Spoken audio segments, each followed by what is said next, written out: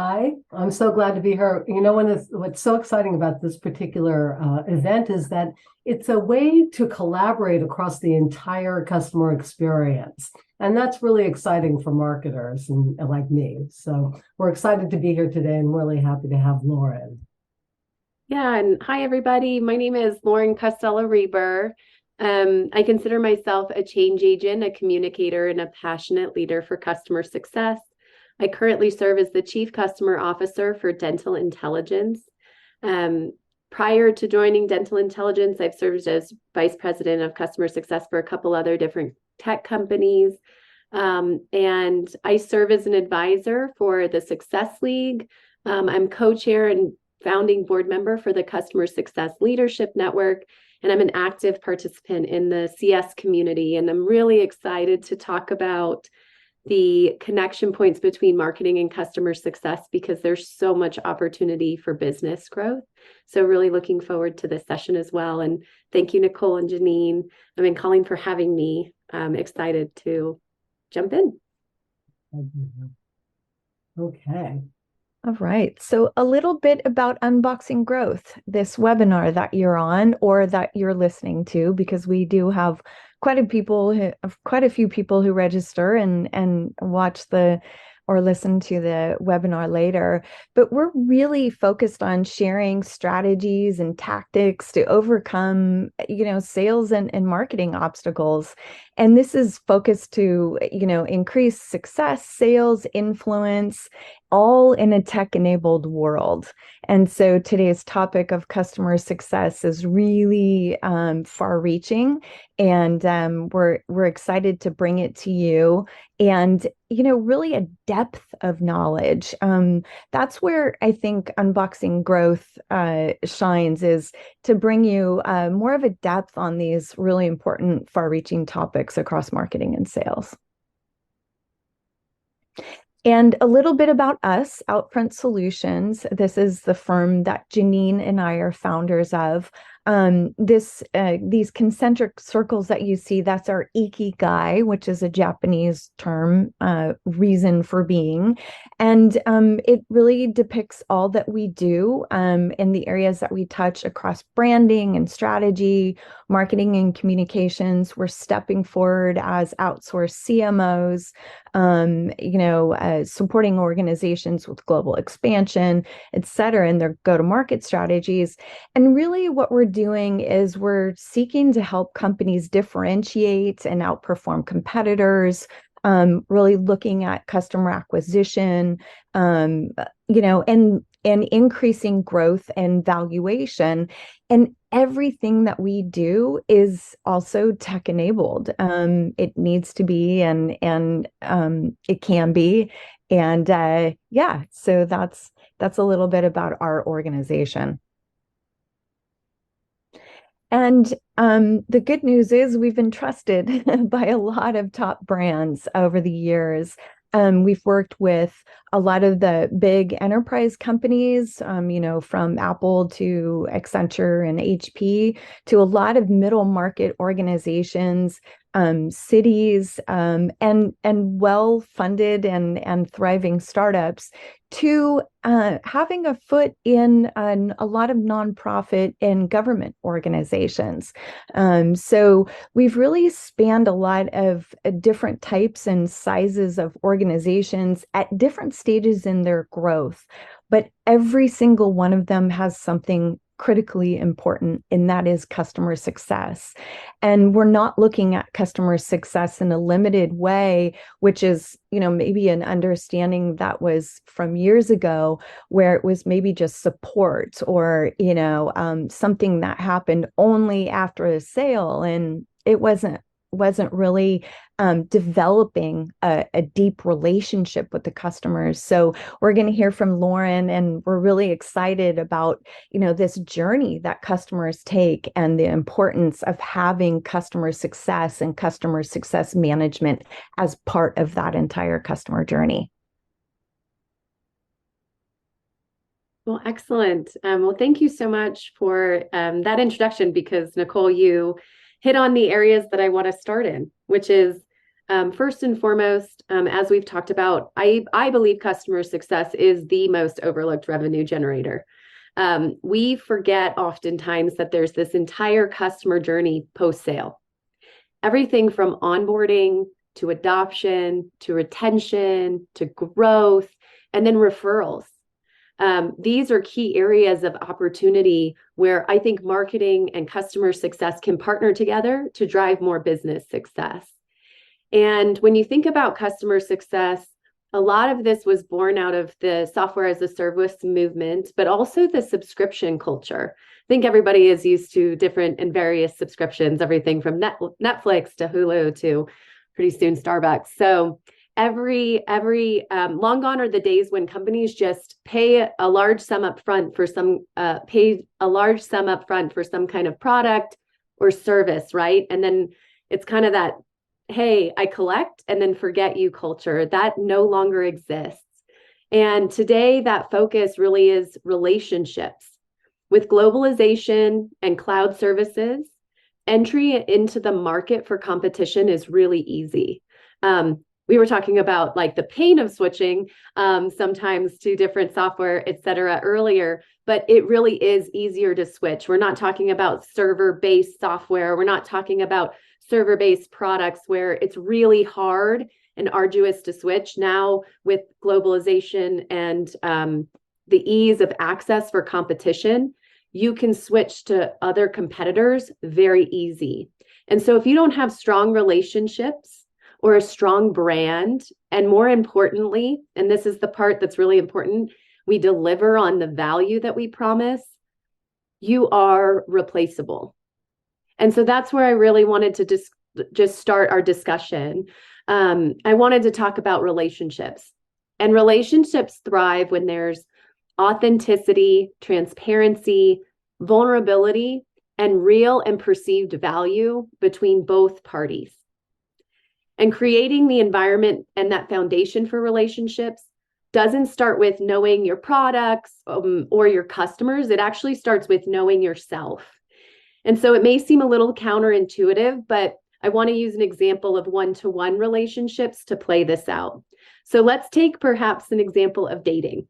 When you know yourself, you can pick out the types of partners that align to your interests, right? If I work out or hike or cook, or I care about things like family or how you treat people or justice, I want to align with someone who has, those same types of values. And when I don't meet someone with those same types of values, I'm willing to walk away.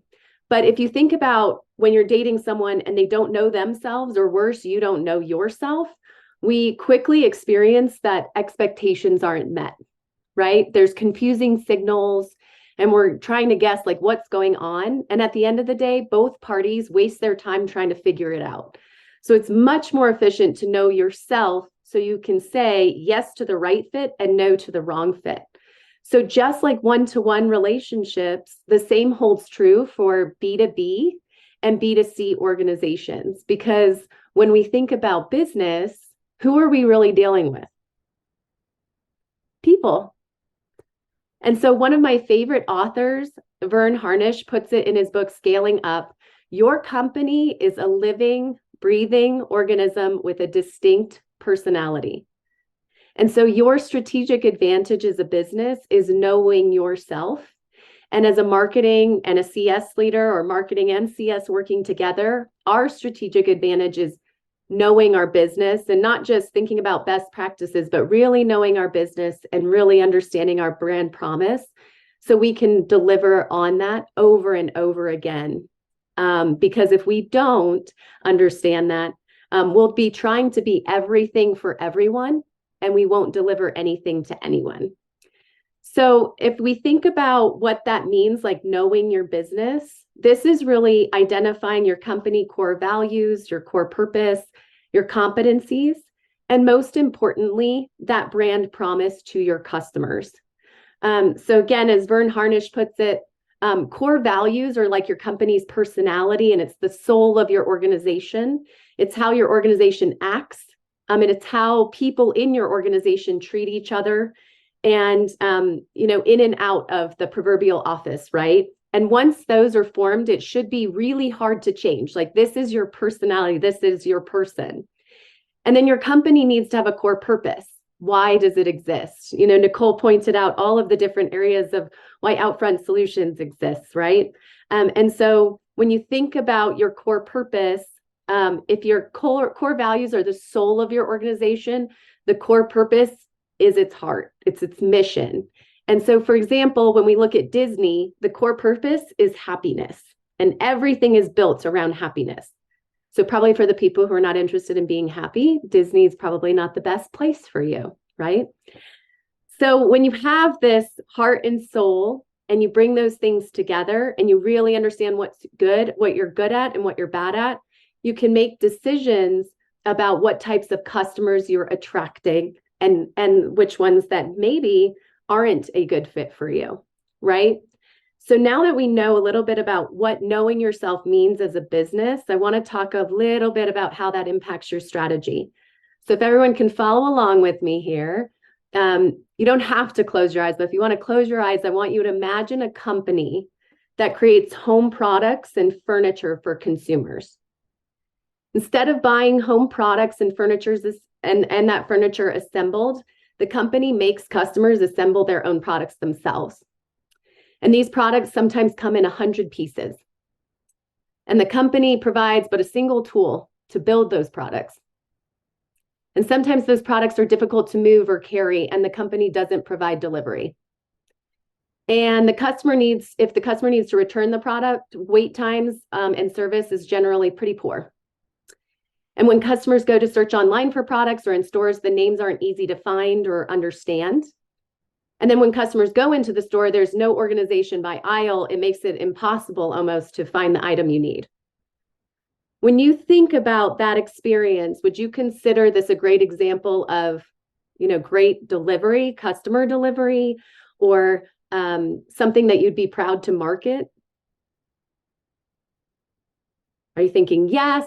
Are you thinking no? Yeah, guess what? If you're thinking yes or no, the answer is you're both right. The company that we're talking about is actually IKEA. So that brand promise is actually high quality furniture with low prices. And so they deliver high quality and low prices using some of these strategies we talked about, right? So the point is not to point out the flaws and the difficulties, but rather to highlight that this type of company is creating an experience based on its brand promise, which is delivering that high quality item for low prices. And the way they might do that is, hey, you have to build it. Hey, we don't provide delivery, but so many people appreciate IKEA. In fact, according to recent financial statements, in fiscal year 23, they closed over 47.6 billion euro. And in revenue netted almost 2 billion in profits. So IKEA has seen year-over-year growth since 2001, except for in fiscal year 2020 with the pandemic when that affected retail. And the company has over 400 stores worldwide and is one of the most valuable furniture retailer brands in the world.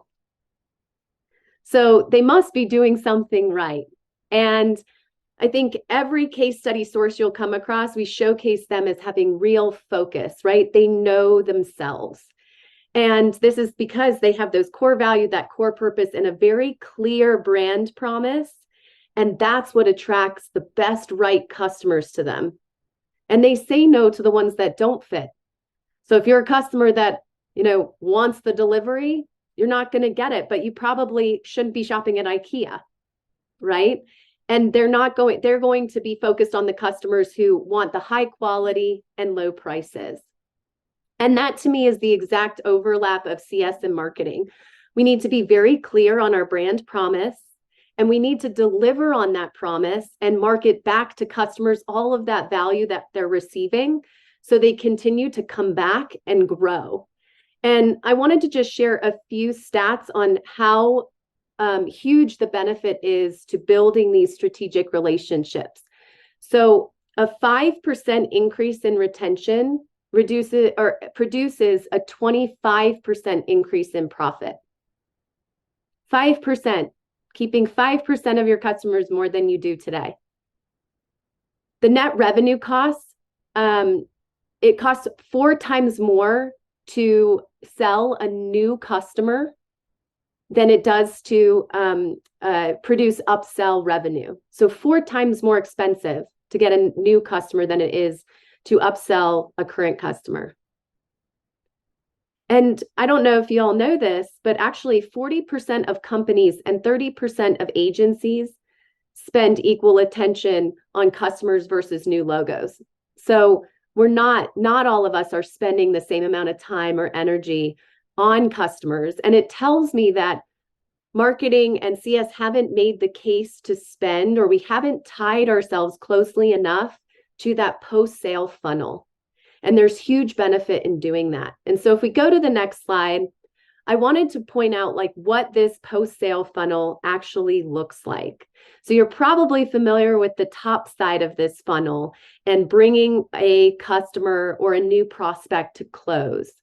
But how many of us, and it would be great if you held up your hand or you spoke in the chat, how many of us are looking at that post-sale relationship, what we deliver? What are we delivering against that brand promise? We've sold on the brand promise. How many of us are looking at the onboarding process? How many of us know how quickly our customers are getting to that value that we said we were going to deliver?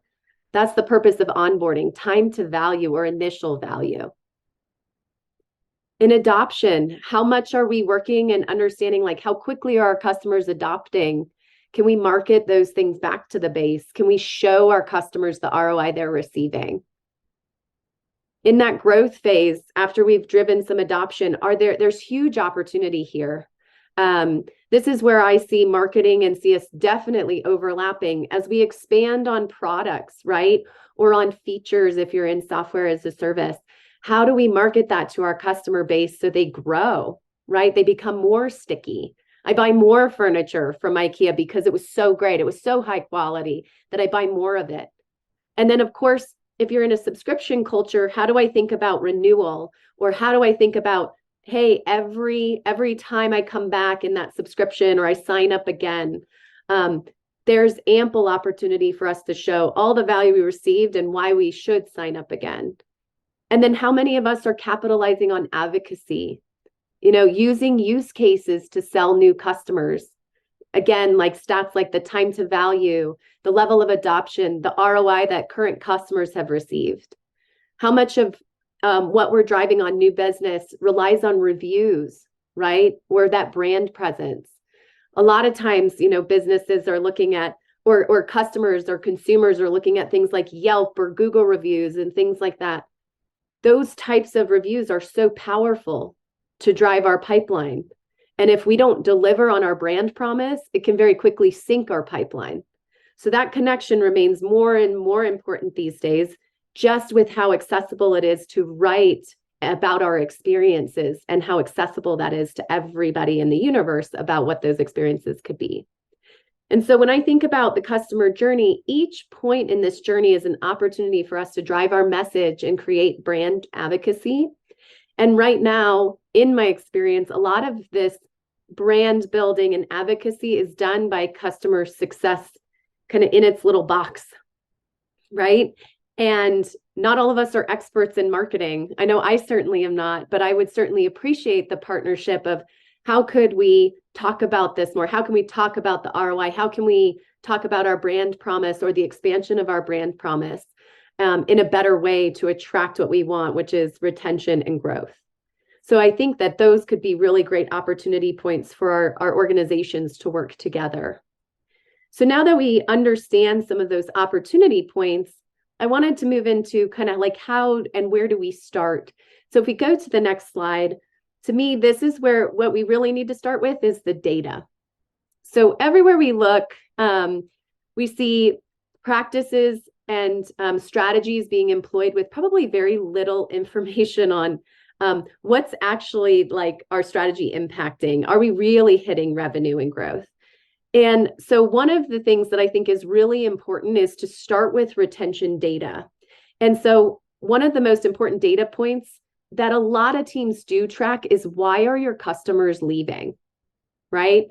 And this is it's not the only thing. It doesn't mean that for every customer that leaves, we need to react to that, but it's a really important area to look at, because if your customers are leaving and they're leaving because we're not delivering on the brand promise, we have a problem, right? So let's revisit IKEA. If the churn data told us that customers were leaving because of poor quality, we have a problem. Our brand promise is high quality, low cost. Or if customers are leaving because they found, lower cost items with the same quality somewhere else, that's a problem. We need to look at that as a way, like, are we delivering on our brand promise? Can we do things differently in our operations to make sure we continue to deliver on that? On the other hand, if our churn data is telling us that customers are leaving because we're not delivering on the service, we're not delivering on service, like we're not providing delivery service, or we don't provide building the furniture for customers, well, that's not necessarily a bad thing. We're not promising to be that delivery service in our brand promise. People are coming back for high quality products at low prices, and this is how we deliver that. And so a lot of those strategies are built around delighting that customer base and in some ways repelling the customer base that doesn't want that. And it is okay to do that. Again, we don't need to be everything for everyone. And what's interesting, and I point this out because there is sometimes opportunities in your churn data, right? And opportunities to maybe increase our total addressable market from churn data. So maybe, for example, we do see a large number of customers churning because of delivery. Then IKEA could consider, should we add this, and can we add this and deliver against our brand promise while making money from it? And up to this point, I'm not sure that that's like really a core promise for them still. So it's not like you can't learn from churn data and look for opportunities to expand your addressable market, but you just need to make sure that you make money from it and it doesn't divert you from what is your core brand promise to your customers. And when you say super focused on that, that's where you become the $46 billion company and the $2 billion in profit company. So when I think about some of the myths that we hear in customer success, and if we go to the next slide, I think a lot of times people simplify customer success. Customer success is just support. And it really is so much more. Customer success is a company-wide philosophy to really put customers first, right? Everyone has the responsibility to make customers successful. And so customer success as a department, the way I think about this, it's responsible for managing generally the technical and business relationships between a vendor and the customers with the intent of, first, maximizing value that customers generate from what they purchase, making the customer as productive and as profitable as possible. Our job is to make sure those customers get as much out of the product or service as they possibly can. And when we do that well, we maximize that value, that in turn results in sustainable corporate profits for us because customers stay. And oftentimes customers grow because they're getting more out of the product or they're purchasing more of our products. But we can't do that by ourselves. Customer success can't possibly deliver that brand or deliver on all of that value alone. It goes so far beyond, it's just the service itself. We have to make sure we understand, okay, what kinds of things are blocking a product from being adopted, right? Oftentimes your customer success team is talking with customers, right? Just like marketing is. If we're not delivering on that brand promise, we need to figure out in our organization which part isn't delivering. If I think about IKEA, if we had slowed down in operations or we're partnered with production sites that are producing low quality materials, we need to understand that from our churn data. We need to fix that so that we can, again, deliver on what we're marketing, right? If I'm buying materials that are cheap in quality, then I'm not going to be able to deliver on that brand promise. And we need to understand that from the data. We need to then be able to put that into practice in our operational front. If you're thinking about software as a service, oftentimes, we're producing software, or we go to market with software, and there may be bugs, or there may be expectations that customers have on how the product will work. And if it doesn't work, we have to work cross-functionally with other teams to make sure that we fix those areas so that, again, we can deliver on that brand promise. And in the times when something isn't working, how are we presenting ourselves to the market? One of the areas where marketing and CS can also play such a great role is, how do we respond to crisis? How do we respond to the things that don't go right? When CS is left by themselves, that can be a little bit disastrous. But think about that message that we could be sending. If we're coordinated, we get that message out, we proactively let people know, hey, we're aware of a situation. We're aware that your service is down. This is what we're doing. A company that does this really well, and this is more of a personal example, is Amazon. So I was watching a movie with my husband, and the movie was like not really working. It was pausing, it was stopping, and we kept trying to restart it. We thought it was our own internet.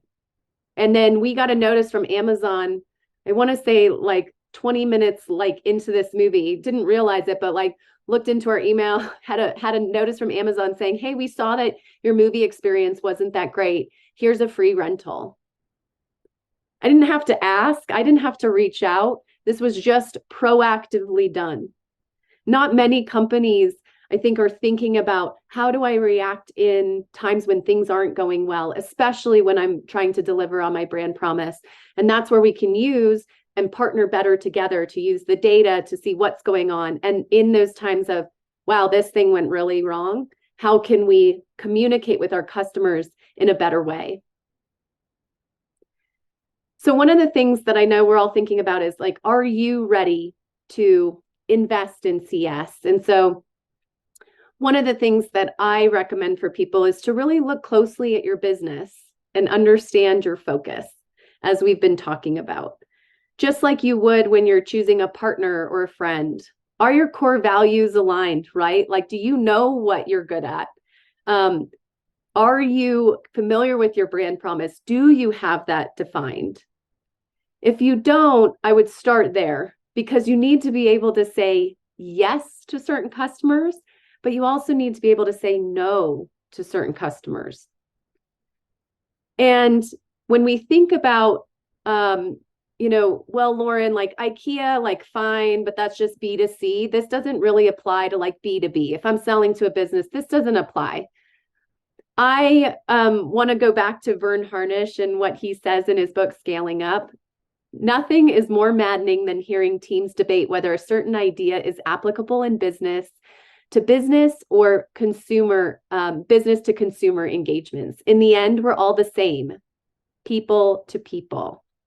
And so I bring that up to say these strategies that we've talked about while I'm talking about like these one-to-one relationships, really knowing your customer, knowing yourself, using IKEA as an example of B2C consumer relationships. This is applicable to B2B as well. We need to know ourselves so we attract the right businesses to us. And we also say, nope, you're not the right fit for us. And those things are okay, because that enhances and builds your brand around what you are, and more importantly, what you aren't.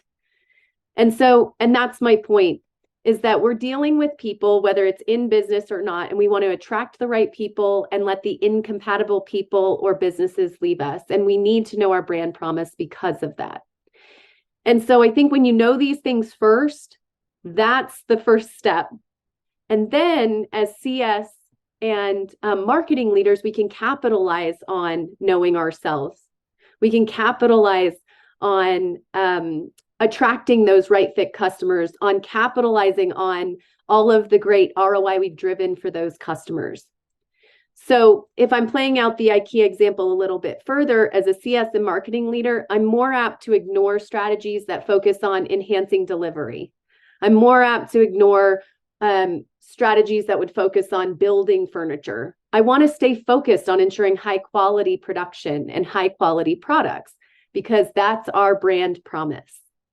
And so when I think about knowing that, that's the number one thing that we need to be able to do as an organization. The next piece is taking a look at your data. Do you have customer data? Are you looking on that side? Do you understand your funnel? Do you have a post-sale funnel defined? It's okay, no matter where you're starting, to start asking these questions, because we need to start somewhere. And if those things are defined, then we can start asking ourselves, well, what kind of data do we know about our customers after they start with us? Do we know where they run into issues along that customer journey? Do we know where they fall out? It's all of the same techniques we use at that top of funnel. We know when customers fall out of our funnel. We know when customers have to go back through maybe some more branding, or not branding, but more marketing, or they need to be warmed up a little bit more before making that sale. How can we apply some of those same strategies post-sale? Where are customers getting stuck in onboarding? Where are customers getting stuck or having a poor experience when it comes to adoption? Why are some of our customers leaving and not staying with us? These same types of techniques that we develop and work so hard to develop on the way in are the same types of techniques and data that we need to develop on the back end. And depending on, the size of your organization, or depending on the maturity of it, you may actually, some of this data may already be there. Your CS team probably has a gold mine of what's going on. And that is a really great place to start. And then together, I think we can look for opportunities of what's one thing that we could do to talk to our clients in a little bit of a better way? Can we market to them in a way to help them through onboarding better? Is that where people are falling out? Is it at the end? Is it communicating ROI? Those would be the areas that I'd look. What's one thing that if we could partner together to start this down the funnel, what would that be? And I like to start with data first. And so I just want to reemphasize, again, we talked a little bit about at the beginning how CS is a really underutilized area for, I think, business growth. And one of the areas where I think marketing and CS can partner so much more closely together. And I shared this example with, Janine and Nicole before we started today about the opportunity that can exist post-sale. Oftentimes our new business sales are, there's big numbers there of what we have to achieve. But as you grow as an organization and at certain scales of organization, the numbers that you need to achieve in new sales pale in comparison to what sales we could drive in our customer base. Think about $100 million company and think about, a 20% growth. You could grow that 20 million easily on the new customer, or excuse me, on the current customer side. And that's $20 million in sales. And when we think about the new business side, maybe you're charged with getting 10 million in new business sales. All of a sudden, we're producing more sales on the customer side than we are in attracting new logos. And I don't know about you, but when I think about, budgets, and when I think about how do I ensure that I'm funded to be able to do what I need to do, I think about the opportunities of where I can drive business growth. And in marketing, if we're not focused on the customer side and the opportunity that we can drive there with growth in product, growth in features, growth in further adoption, we're missing out on an area that we could tie very easily to opportunities produced, business produced, and therefore, more investment in our organization to create more business. And so I hope that this provides just a little bit of perspective on the opportunity that I see in customer success, and the importance of us being able to work together across marketing and customer success to produce, at the end of the day, business growth, which is what we're all going for. And I hope there was, a little bit of understanding about how the importance of relationships and building those relationships can help increase that retention, and where I see marketing playing such a perfect role in helping us to drive who we are, attract the right customers, grow those right customers, and ensure we have repeat business, and more than that, advocacy for those new customers that we want to attract into our business in the future.